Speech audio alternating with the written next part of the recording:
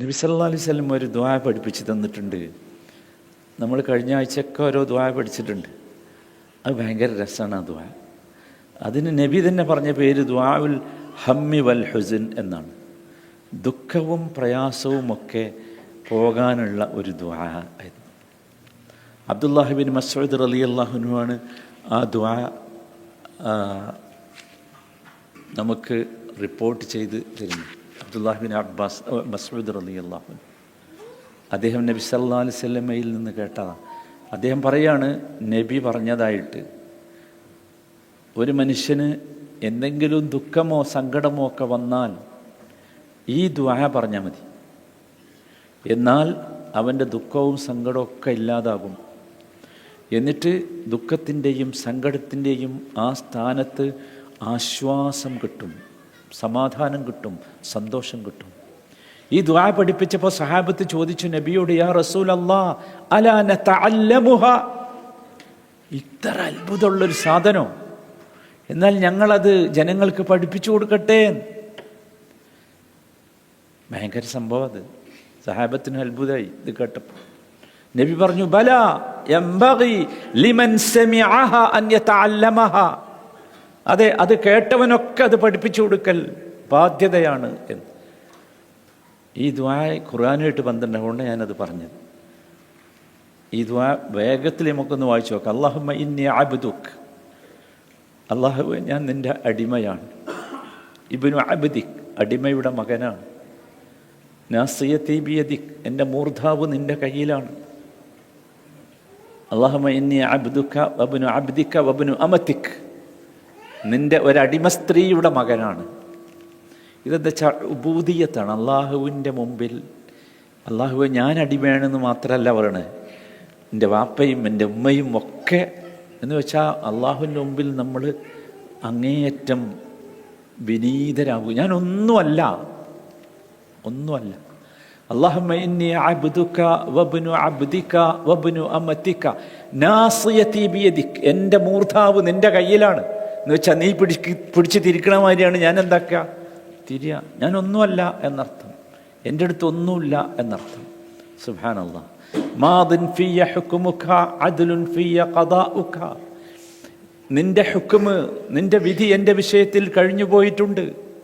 നീ തീരുമാനിക്കുന്ന എല്ലാ തീരുമാനവും എൻ്റെ വിഷയത്തിൽ നീതിയുള്ളതാണ് എന്ന് വെച്ചാൽ അല്ലാഹുവേ നിൻ്റെ ഒരു തീരുമാനത്തിലും എനിക്കൊരു വെറുപ്പുമില്ല.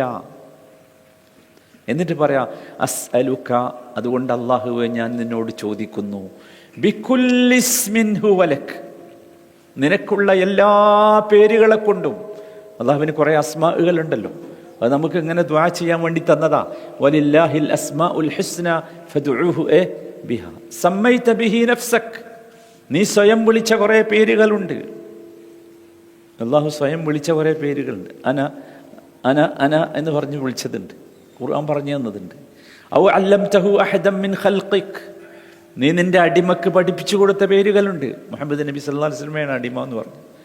ഹദീസിലൂടെ കുറേ പേരുകൾ നമുക്ക് കിട്ടിയിട്ടുണ്ട്. അല്ലാഹു നബിക്ക് പഠിപ്പിച്ചു കൊടുത്തതാണ്. ഔ അൻസൽതഹു ഫീ കിതാബിക്, നിന്റെ കിതാബിൽ നീ അവതരിപ്പിച്ച കുറേ പേരുകളുണ്ട്. ഖുർആൻ നമ്മൾ വായിക്കാൻ തുടങ്ങിയാൽ ഓരോ ആയത്ത് അവസാനിക്കുന്നിടത്തും കാണാം ഇന്നല്ലാഹ സമീഉൻ അലീം, ഇന്നല്ലാഹ ഗഫൂറുർ റഹീം, അങ്ങനെ കാണാം. അതൊക്കെ ഖുർആനിലുള്ളതാണ്. പോരാ, ഔ ഇസ്തഅ്സർത ബിഹി ഫീ ഇൽമിൽ ഗൈബി ഇൻദക്, കുറേ പേരുകൾ ഇങ്ങോട്ട് തന്നിട്ടില്ല. അത് അള്ളാഹുവിൻ്റെ ഇൽമുൽ ഗൈബിൽ, അള്ളാഹുവെ നിൻ്റെ അദൃശ്യജ്ഞാനത്തിൽ നീ സൂക്ഷിച്ചു വെച്ചതാണ്. ഇങ്ങനെയുള്ള ഒരുപാട് അസ്മാഉകൾ അള്ളാഹുവിനുണ്ട്. ഇനി ശ്രദ്ധിച്ചോ, ഇനിയുള്ള ശ്രദ്ധിക്കേണ്ടത് എന്ത് വേണം? ഈ ഇസ്മുകളൊക്കെ അള്ളാഹുവെ നിൻ്റെ ഈ മഹത്തായ നാമങ്ങൾ ഉപയോഗിച്ച് ഞാൻ നിന്നോട് ചോദിക്കുന്നു. എന്താ ചോദിക്കുന്നത്? അൻത ജഅലൽ ഖുർആന റബീഅ ഖൽബി, ഖുർആനിനെ എൻ്റെ ഹൃദയത്തിൻ്റെ വസന്തമാക്കണം. എൻ്റെ ഹൃദയത്തിലോ മനസ്സിലോ ഒക്കെ വല്ല പ്രയാസം ഉണ്ടെങ്കിൽ അതൊരു വസന്തകാലത്തെ കാറ്റടിച്ചു പോകുന്നത് പോലെ പോകണം. ഭയങ്കരല്ലേ? അതുകൊണ്ടാണ് ദുഃഖത്തിൻ്റെ പ്രാർത്ഥന, ദുഃഖം പോകാനുള്ള പ്രാർത്ഥന നബി പറഞ്ഞു.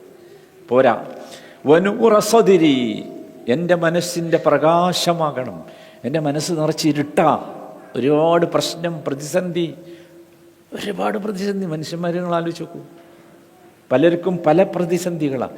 ചിലർക്ക് സാമ്പത്തിക പ്രതിസന്ധിയാണ്, ചിലർക്ക് ആരോഗ്യ പ്രതിസന്ധിയാണ്, ചിലർക്ക് കുടുംബ പ്രതിസന്ധിയാണ്, പല പ്രതിസന്ധിയും.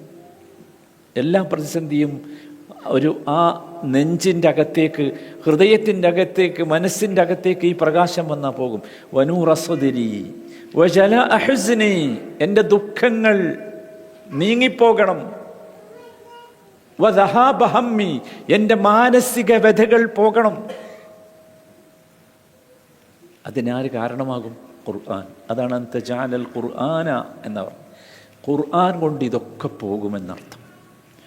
നോക്ക്, നിങ്ങൾ എത്ര ക്ലിയറായാണ് നബി സല്ലല്ലാഹു അലൈഹി വസല്ലം നമ്മളെ പഠിപ്പിച്ചു തന്നത്. പക്ഷെ നമുക്കെന്താ വെച്ചാൽ, ഈ ഖുർആൻ ഒരു കൂട്ടുകാരനായി, നമ്മുടെ സങ്കടങ്ങൾ തീർക്കുന്ന, നമ്മുടെ പ്രശ്നങ്ങൾക്ക് പരിഹാരം നൽകുന്ന ഒരു കൂട്ടുകാരനായി ഈ ഖുർആൻ നമുക്ക് മാറിയില്ല. അതാണ് നമ്മുടെ പ്രശ്നം. മാറണം. അവിടെയാണ് യഥാർത്ഥത്തിൽ സഹോദരന്മാരെ നമ്മൾ വിജയിക്കുക. അത് നമ്മളെപ്പോഴും മനസ്സിലാക്കണം.